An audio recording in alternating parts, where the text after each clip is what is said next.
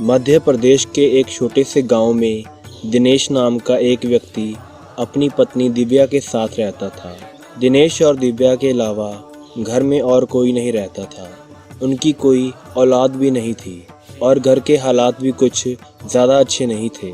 दिनेश गांव के ही मंदिर में सेवा किया करता था, जिससे उसके घर का गुजारा चल रहा था और उसकी बीवी घर संभालती थी।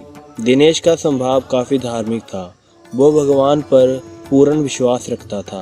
इसी के साथ ही वे सारा दिन भगवान की पूजा अर्चना में लगा रहता था। दूसरे ही हाथ दिव्या भगवान पर ज़्यादा विश्वास नहीं करती थी, क्योंकि वो अपनी गरीबी की वजह भगवान को मानती थी। उसके हिसाब से अगर भगवान चाहते तो हमारे सारे दुख तकलीफ दूर कर दें, पर वे ऐसा नहीं करते, क्योंकि वे हमारे जैसे गरीबों की कभी नहीं सुनते। वो अपने पति दिनेश को भी भगवान की पूजा अर्चना हर समय करते रहने के लिए ताने मारती थी कि तुम हर समय भगवान का इतना जाप करते हो, पर इस सब के बावजूद भी उन्होंने तुम्हें सभी सुखों से दूर रखा हुआ है।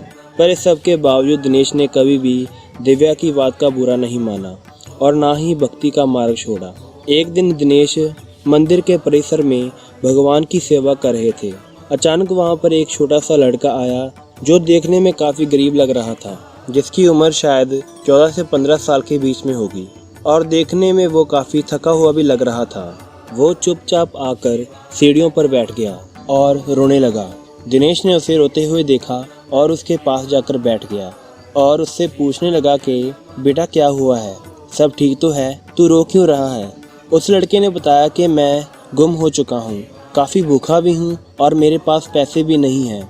दिनेश ने जब उस लड़के की बात सुनी तो उसका दिल पिघल गया और वो उस लड़के से कहने लगा कि बेटा, जब तक तुझे कोई अपना नहीं मिल जाता, तू ऐसा कर, मेरे साथ मेरे घर में चल और हम घर में जाकर भोजन करते हैं। वो लड़का दिनेश की बात मानकर उसके साथ चल पड़ा।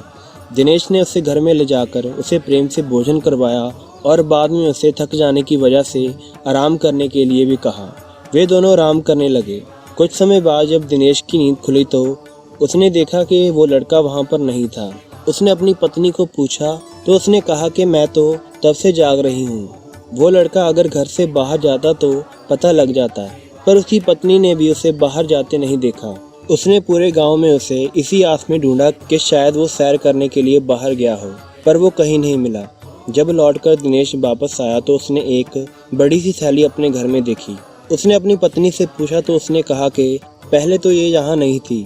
जब दिनेश ने उसे खोला तो उसमें ढेर सारे सोने के सिक्के पड़े हुए थे। उसने सोचा कि आखिर ये किसकी अमानत हो सकती है।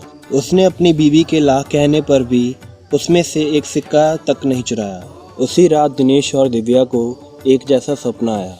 उनके सपने में भगवान शिव और माता पार्वती थे। भगवान शिव ने दिनेश को कहा कि दिनेश, मैं तुम्हारी ईमानदारी से काफ़ी प्रसन्न हूँ। वो छोटा सा बच्चा भी मैं ही था। ये सब मैंने तुम्हारी परीक्षा लेने के लिए किया था और तुम इस परीक्षा में सफल हो गए हो। ये सोने के सिक्के वाली थैली तुम्हारे लिए है। इससे तुम्हारे घर में काफ़ी बरकत होगी। इसका ज़रूरत पड़ने पर इस्तेमाल करना। और माता पार्वती के आशीर्वाद से उसकी बीवी को औलाद की प्राप्ति का वर मिला।